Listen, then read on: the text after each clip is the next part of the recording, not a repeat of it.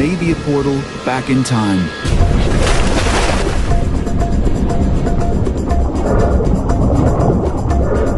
To a world where predators reign and live by a different set of rules. Det känns så different.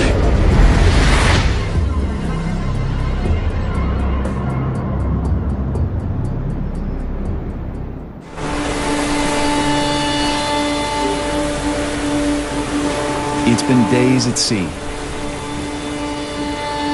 far from the shipping lanes, and thousands of kilometers from the nearest continent. A team of explorers travels deep into the South Pacific, toward a distant human outpost.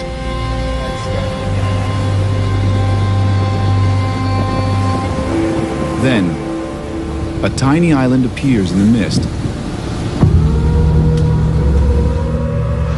And here it is, the famous Pitcairn Island. What must be one of the most remote inhabited islands on the planet. It's called Adamstown. We're just about there. Few people have visited Pitcairn, let alone filmed here. To most outsiders, it's a complete mystery. We know very little about this island, but we know almost nothing about what's going underwater. That is what this team is here to change. Marine ecologist Enrique Sala has scoured the seas to find and help protect the ocean's last unspoiled places.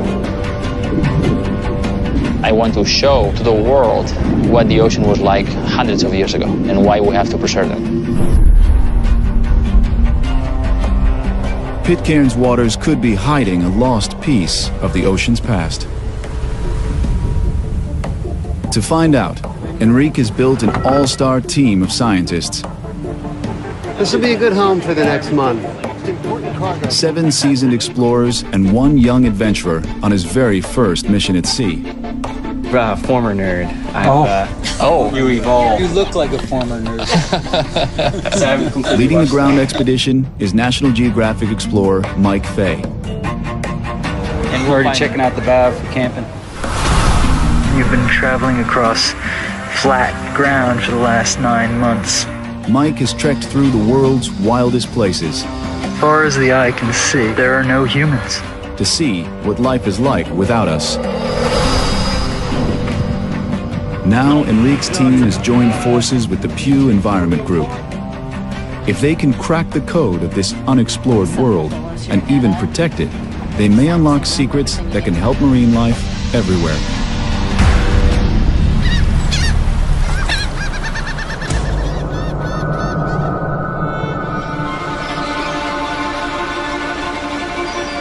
It's a new role for Pitcairn, a place known for its history. Today's islanders are descendants of the most famous renegades in history. The mutineers of the HMS Bounty. Hi. Hello. Enrique. Paris, nice meeting you. Over 2 centuries ago, British sailors mutinied against their captain and fled to this uninhabited island with a few Tahitian men and women. They spent the rest of their lives in hiding. Today, their descendants are still here. Some carry the bloodline of Fletcher Christian, the mutiny's leader. You can imagine when the mutineers arrived on this uninhabited island, you know, they're planning on living here forever. But luckily enough, And you think, wow, that's crazy, you know, the Christians are still here. I recognized your photo. Hello. Henri. Enrique. I'm here to welcome. Hi, nice meeting you, Heather. Lovely to have you here. The community is tiny, with fewer than 60 people, and they survive in a world apart. Pitcairn is one of 4 islands tied to the community, but it's the only one with people. The nearest major landmass is New Zealand, some 5,000 kilometers away. These remote islands are graveyards to ships, home to unpredictable storms, and host to hidden threats. No one will know what they're facing until they dive below. The team heads to Ducie, the least explored of all the islands. So we made it to Ducie Atoll, the most remote of the Pitcairn Islands. There are no people here. Nobody ever comes here. Ducie is almost 500 kilometers east of Pitcairn. Over a kilometer across, it's barely a blip on the radar. It's an oasis in the middle of nowhere. Kind of amazing.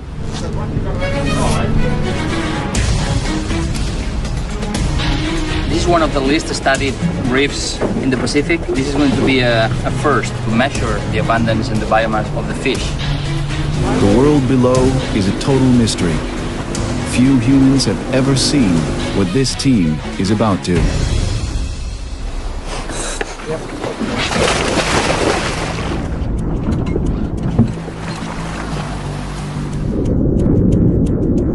So we jumped in the water, and I couldn't believe it. We had never seen such a healthy and beautiful coral reef anywhere in the Pacific. You had the entire ecosystem, the entire food web, right there in front of your eyes.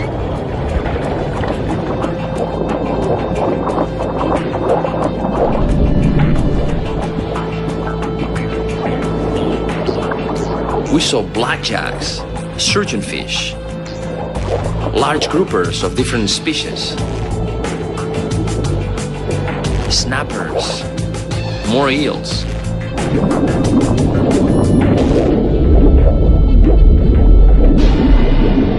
Then the sharks came. And they come in numbers.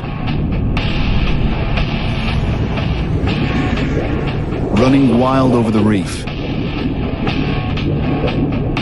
As the sharks close in, no one knows how they'll react. But Enrique's sure he's found something unusual. Sharks are the single most important indicator for the health of a coral reef. Having sharks on the reef is like having lions on the plains in Africa. The more sharks, the more it's like the primeval past. And this place is swarming with them.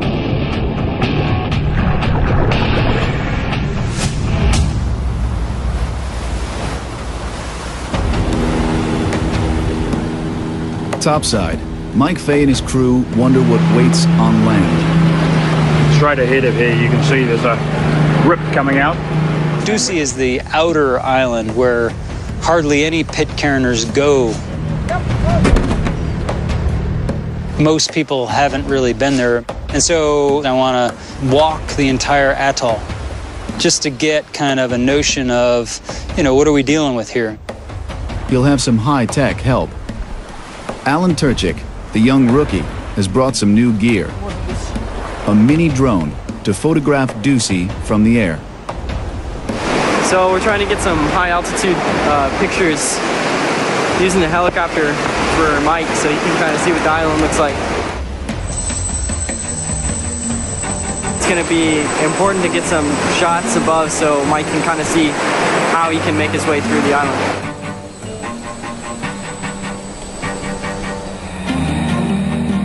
The helicopter can also spot things Mike might otherwise miss. Ducie's an atoll. Its circular band of coral rings an inner lagoon.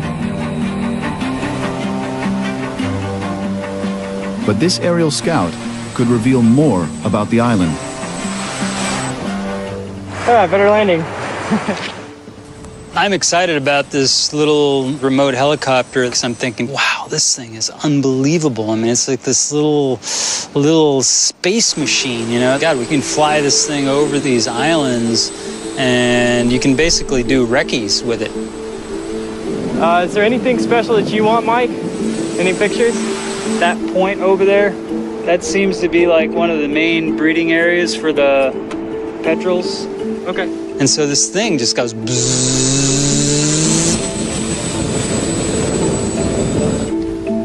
I was like, you know, what's the range on the radio of that thing? You know, because I'm thinking things getting pretty far away, and it looks like it's getting carried by the wind, you know. And he's like, no, it's pretty good, you know, and he's still kind of in virtual mode, looking at the screen, and I'm looking at the helicopter, and I'm thinking that thing is like whipping away from this island. Alan quickly discovers his drone has gone rogue. And then all of a sudden you see like panic mode start to set in. He's like, and he's like, I don't know what direction it is. I can't see which direction it's going. And he starts running after this thing. And that thing is woof. And that was the last we saw of the helicopter. It was gone. So much for the helicopter. Too much wind. Helicopter's lost at sea. MIA. You may be a decent pilot, but you're not that great. With the helicopter lost, Mike will have to explore Ducie the hard way, one step at a time. Just offshore, the dive team faces challenges of its own. Sharks dominate this perfect reef, and the numbers are overwhelming. As they close in, Enrique knows that anything can happen. This close contact could come at a price.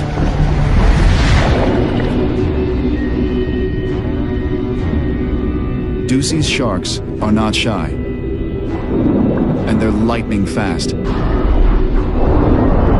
In a second, they could bite the divers before anyone even noticed. The team doesn't scare easily. Likely, the sharks are just curious. Chances are, these sharks have never seen a human before. You don't belong there. We're aliens in this environment. It's like being in outer space except with life. The more sharks there are, the better it is for the reef.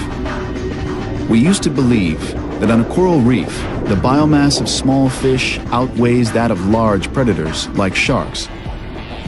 But Enrique finds that the opposite is true on an untouched reef. Imagine that you go to Africa and you find more than one lion for every wildebeest and zebra and giraffe. You would say it's impossible. Pristine coral reefs are like this. Predators dominate. Oh, this place is wild. There were 2 white-tip sharks and 4 greater sharks and thousands of manue eating everywhere and swimming in the water column. It was like an aquarium. really wonderful place. Really pristine. As far as we could see, there were these pale blue corals, like giant roses, covering all of the bottom. Every time our team get out of the water, they had this huge smile. They were laughing. They were talking about all the fish that we saw. It was really extraordinary. Like the sharks themselves, the evidence is overwhelming. Ducie's reef is an underwater Eden.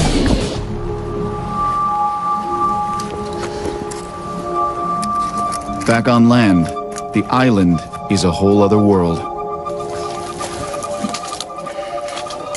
It was hot and muggy and sunny. You think, oh, we're on this beautiful atoll and it's paradise. Well, when you're walking those transects, it's not paradise at all. It's hell. We're here on Ducie Island, surveying petrels and I think it's seabirds. You don't quite think of where they nest, but on this particular island, they nest in this Turna 40 forest, which is pretty dense stuff. Here's one.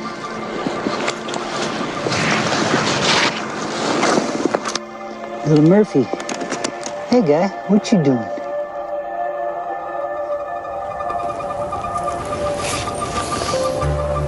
Like many seabirds, petrels thrive on Ducie. But Mike discovers something disturbing.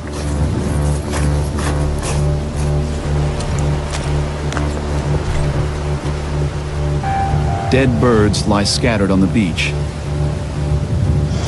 Looks like they got eaten by something. That's not a good sign. Third dead bird. Fourth dead bird. Immediately we start seeing dead petrels. See, something looks like it's been chewing on the bones here. But what is killing them? Dead birds all over this place. The carnage is worse at the lagoon. Yes, we have like 130 dead birds here. And what's amazing is they're all just about fledged out. They all died about the same time, almost like a disease came along or something. You know, and you think, that's freaking crazy. It's like bird after bird after bird after bird after bird after bird. These guys, they were fledged. It's like, what kills birds like that? Mike heads into the forest to search for answers. It doesn't take him long to find clues. Look at this little guy, he's just stuck in the middle of this weedy patch. And they're nesting in this just ground herb in the boiling sun, and these fruits, like honey-coated fruits, and they're covered in them. They're obviously never going to be able to fly. The island has been invaded by an alien plant. A weed that may have been brought by birds or by man. Now it's grown out of control, trapping birds in its sticky goo. You think, God, one little thing like that completely changes the island. Mike can't be sure it killed all the birds, but one thing is clear. Ducey's landscape has been altered, and its future is uncertain.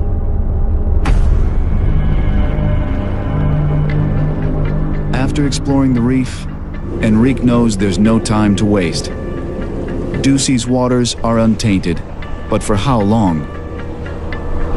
Ducey had the clearest water and the healthiest coral reef we have ever seen. It's 100 meters. It's unbelievable. And we all left Ducey with one thought. This place has to be protected. There is no other option. How many places like Ducey are left? You know, when you see corals just layered on top of each other like that. Beautiful sight, huh? Isn't it nice? Wow, yeah. But ahead lies another island, where life is strangely different.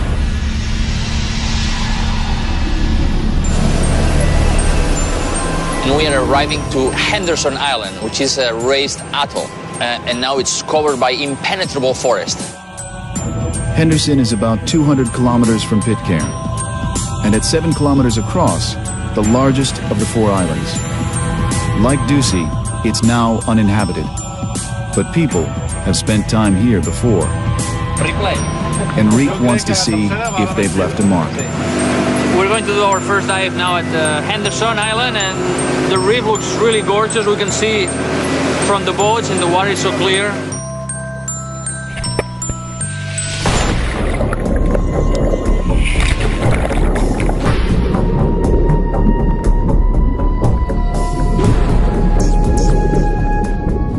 Damselfish, butterfly fish, moray eels, these large red snappers, which were very inquisitive.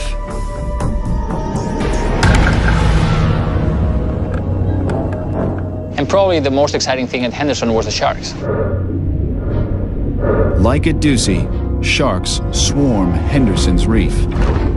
But here, they're bigger and bolder. And no one knows what they'll do next.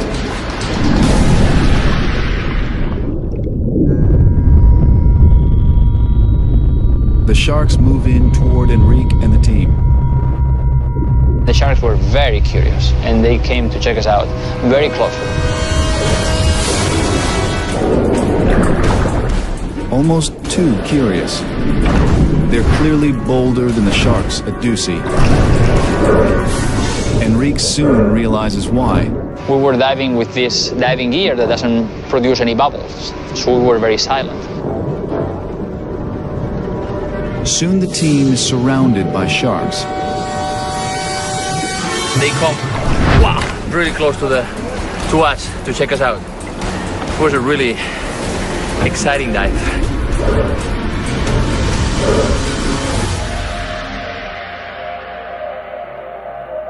The heart-pumping encounter drives Enrique to explore further. We cheated death once again. To see if sharks patrol even further below. On the ship, Alan Turchik prepares a deep water camera. This is a drop cam. It can go down to the deepest part of the ocean, and has been actually down to the Marianas Trench. Hopefully we'll see some fish come up and check it out. For the young explorer, it's a chance to redeem himself after losing the chopper on Ducie. This is probably the first time anything's been filmed this deep before, in this area, for sure. By day's end, they'll see what life is like 600 meters below, and may even discover creatures no one has seen before.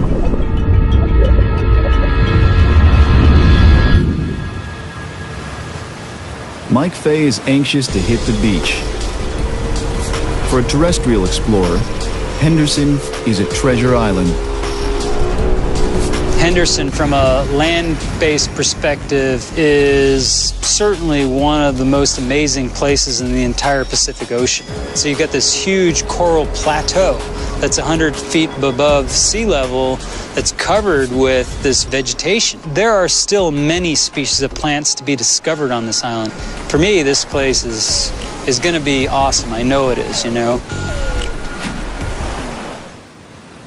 Okay, I'm here on Henderson Island, up on the plateau. It's only about 100 feet above sea level, but it's a hard coral bed up here. This coral is like razor sharp.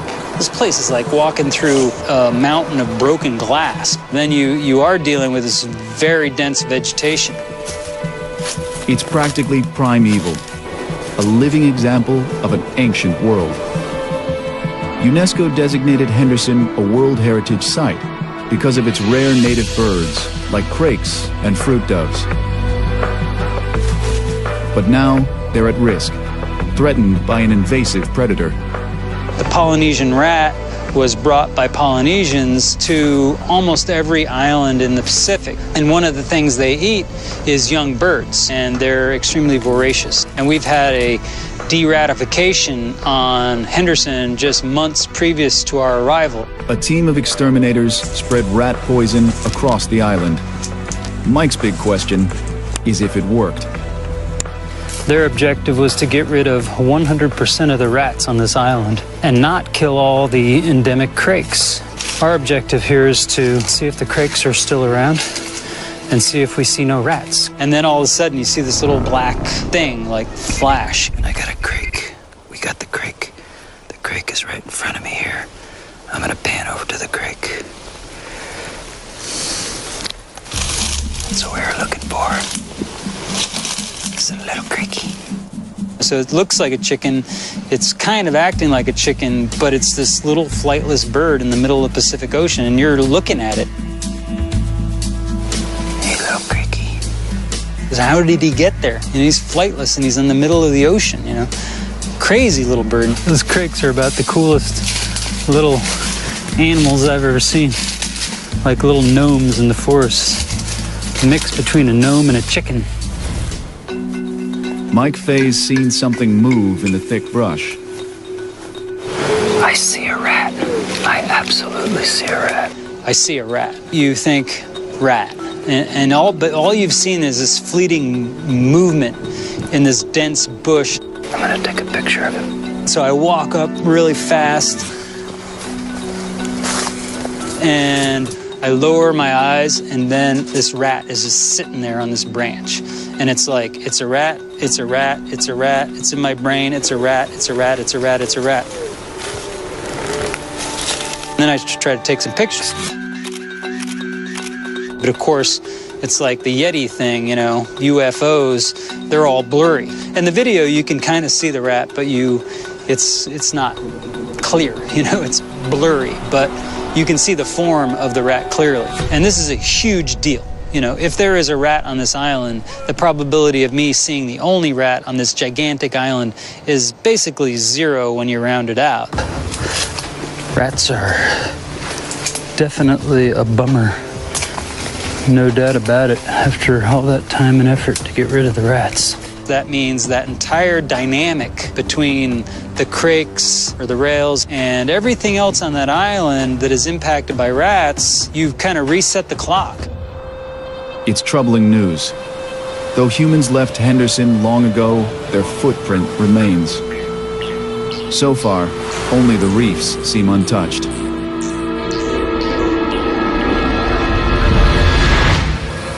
So we just picked up the signal from the drop cam that we put down yesterday, and so we're gonna go pick it up.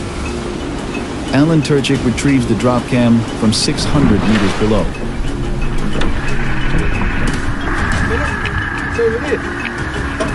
Oh yeah, I see it. This should be interesting footage because it's the deepest we've dropped it so far since we've been out at the Pitcairn Islands. No one knows what it may show, or even if it worked.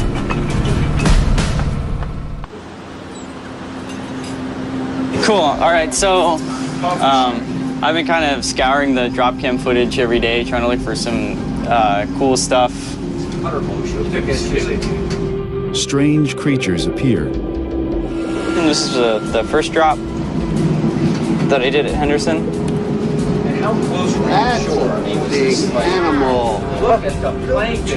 This one's 200 something meters. So I like that he just bumps right in there. Yeah. I found, I think gray reef sharks, they went down to about maybe 300 meters, and then anything below 600 meters you can see these guys. Yeah. The depths hold rarely seen sharks. They're bigger and slower than the reef sharks. It's Sharko-vision. Yeah. But like their combative cousins, they rule a world that's as mysterious as it is untouched. You know, nobody has been studying these deep sea environments before. And what we saw blew our minds. Whoa! Check that out. These new revelations win Alan the team's respect. The beginning of the trip, it was pretty hard. Helicopter got lost in the ocean. It's really nice that I was able to get through all that and actually still capture some stuff that actually looks like it's going to be useful for science. It seemed like there was some cool species that they're interested in learning more about, and thankfully, like there's that one weird shark with the long, narrow dorsal fin, and he kind of just wandered perfectly through the frame, so luck shot, I guess, but that's still really cool.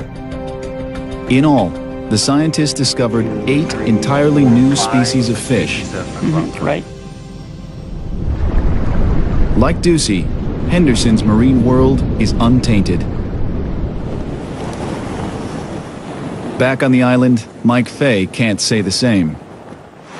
I would have loved to have been able to not seen rats, but you know, just the way it is. He makes one final survey of the coastline and comes across something even more alarming.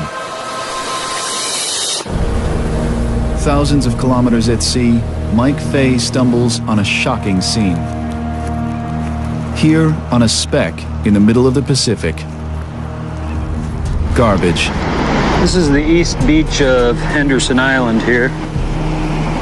And what is most impressive about this beach is pretty obvious. The amount of trash. It's pretty unbelievable, actually. Just littered with fishing paraphernalia. Fishing crates, containers for water, floats, nets.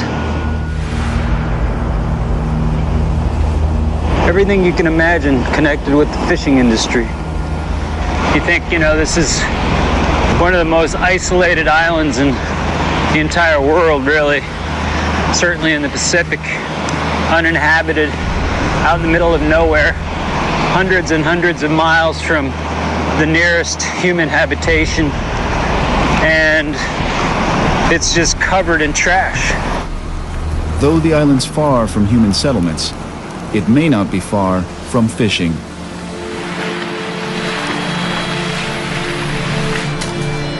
Commercial fishing could unravel all the Pitcairn Islands, leaving the islanders little hope of survival. I've been a commercial fisherman for nearly 30 years, and if commercial fishing was allowed in here, they would just spoil it, would ruin it. It would go from what it is now to decimated within 5 years, I would think. There'd be nothing left. It's only a matter of time, really. And I think it would be a very sad day for them to see a big long-line boat around their island taking the fish that they really cherish. The question is whether fishermen have already stripped fish from nearby waters.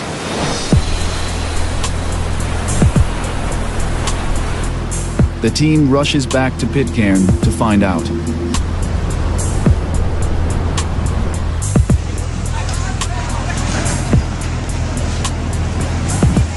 Since the days of the bounty, Pitcairners have survived by fishing their waters. Enrique wants to know if Pitcairn's reefs have fared as well as the other islands. We know what a pristine coral reef looks like. What happens when we put a small human population in one of these places? Okay, ready? All right, everybody, see ya.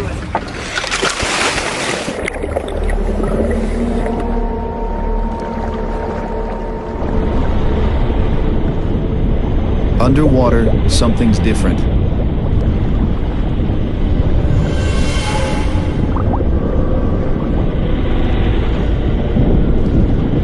There was a hail of murky water all around the island, so we could not dive at the shallow places where they promised us to see so many fish. Should we go, Christina? We were a little disappointed, so we decided to go deeper. Further offshore. But at these depths, the chances are slim they'll find many fish. Okay.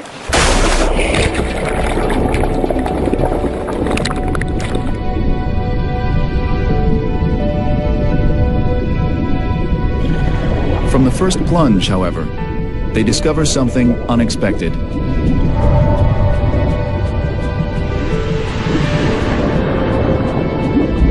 There we found a new deep coral reef that had not been reported previously. Fantastic coral reef covered by healthy corals and lots of fish. Usually, we find tropical reefs at 18 meters or less. This one is twice as deep.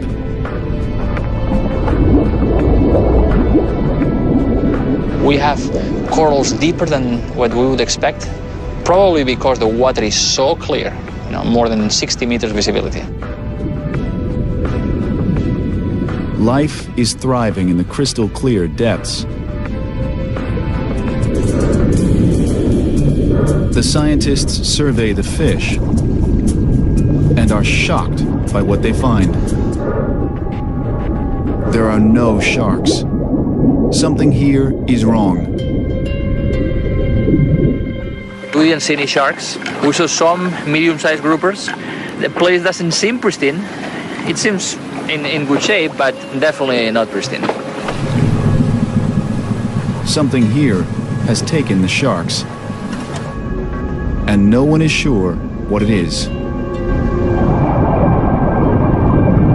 While Enrique hunts for answers, Mike Fay checks the island. It's a dangerous task. Pitcairn is wild and rugged.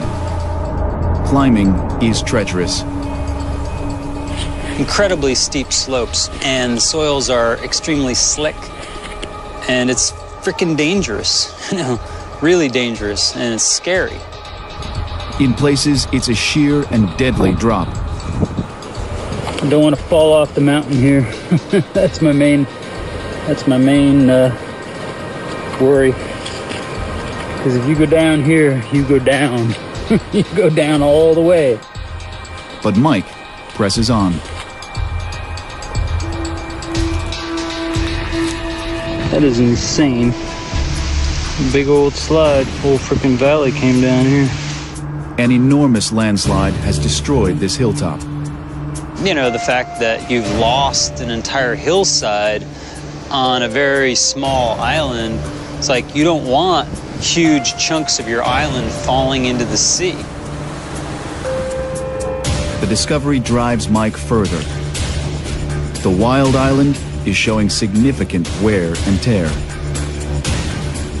You know, Mutiny came here 1790, so people have been pretty intensively using this place for over 200 years. Fishing and chopping the vegetation, cultivating and building trails and roads. It's a heck of a lot of human use here. The small human presence has changed the island, and after an unusual amount of heavy rain, maybe even the sea.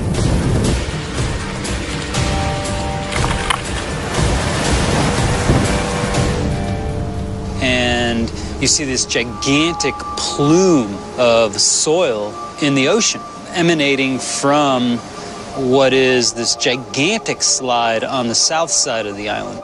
It's probably covering up everything that's living down below and killing it slowly but surely. The impact of even a few humans can be surprisingly large. What we see in a lot of places, particularly small places, is even a modest amount of human impact can have a pretty significant impact on the resources below. Though the islanders fish on a small scale, other factors may be altering the reef. People on this island, they're not only just fishing on this island, and there's a huge amount of sediment in this water. That connection between the land and the sea becomes very apparent. But 50 years ago, it was different. Good evening, everybody. Thank you so much for your hospitality. We are all so happy to be back on the island. We have a little surprise. Some of you may remember Louis Marden. Long before Enrique arrived, another National Geographic expedition came to Pitcairn. So when Louis Marden came in 1956, he filmed with a 16mm movie camera. 60 years later, we have the film in this machine. The movie is silent, so you can talk as much as you want. Right? This is new. This is a new technique, okay? 50 years ago, the reef looked better. There was no murky shroud covering the coral. Surprisingly, that was when there were nearly 3 times as many people as today.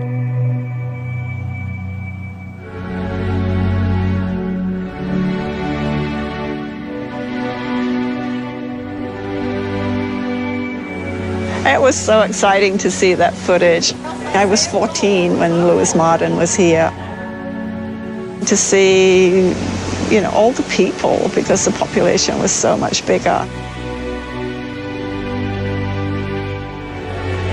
Now, the entire population can fit in this room. And the community is still shrinking as young adults leave to find a future off the island.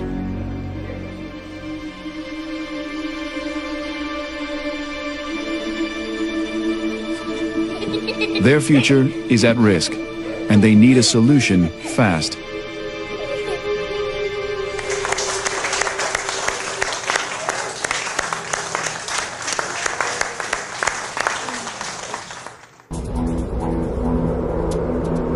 All the islanders have is this bit of land and the boundless sea. Now, even that seems threatened. The muddy runoff is obscuring the shallow reefs, blocking out the light that sustains the corals. But could the islanders' impact really eliminate the sharks? Or is it something else? Enrique worries that commercial fishing could be closing in, and that's not good news for the Pitcairners. The ocean is their biggest resource. If the ocean is depleted, there goes their livelihood. And this is what's on the line. Right now, we are headed to Oino, our last destination in the Pitcairn archipelago. Oino will be a good indicator of how fast we need to act to keep these places pristine. Oino is about 120 kilometers northwest of Pitcairn. Of the 4 islands, it's closest to French Polynesia, the nearest inhabited islands and fishing fleets. getting to Owino proves the most challenging. We hit the worst weather we could have. Rain, rain, and more rain, strong winds, and the swell was breaking so hard on the reef that anchoring was very dangerous. And that made it really difficult for us.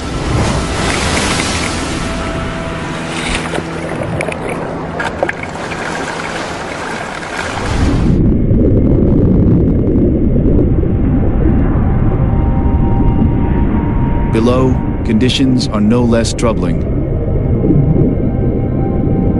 Owino's reef lacks the vitality of Henderson and Ducie. Though the fish appear healthy, Enrique realizes it's the same problem as at Pitcairn. There are no sharks. Here, where there are no people. Why are there no sharks in this remote, uninhabited atoll in the middle of the Pacific? And the only answer that comes to mind is fishing. Any remote place has predators. Owino is closest to the outside world. Enrique fears that foreign fishing vessels have stripped the reef of its sharks.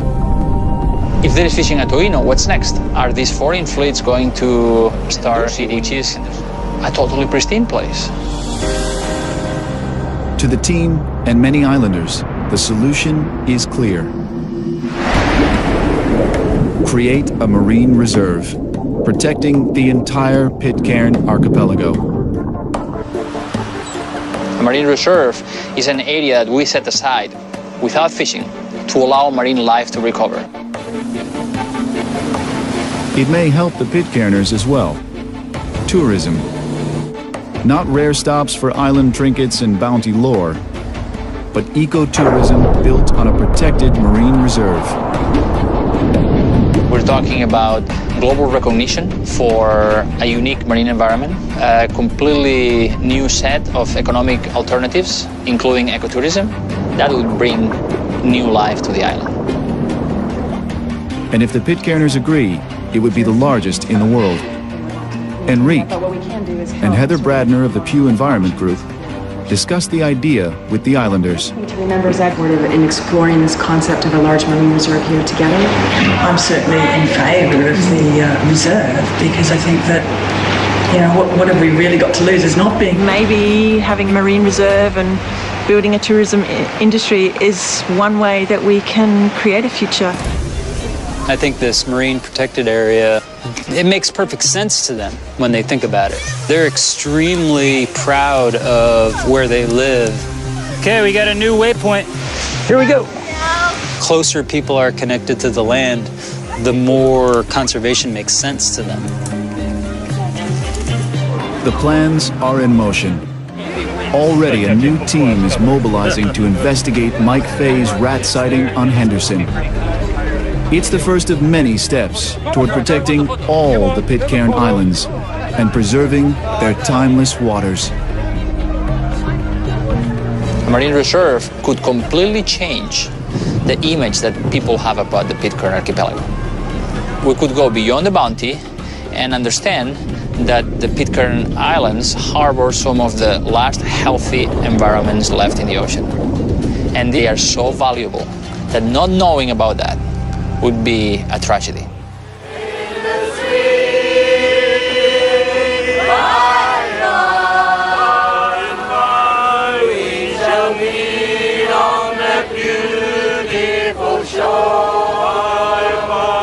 I really do think Pitcairn has a chance. I'm sure there have got to be other mad people like me that will want to come back for this lifestyle and create a future.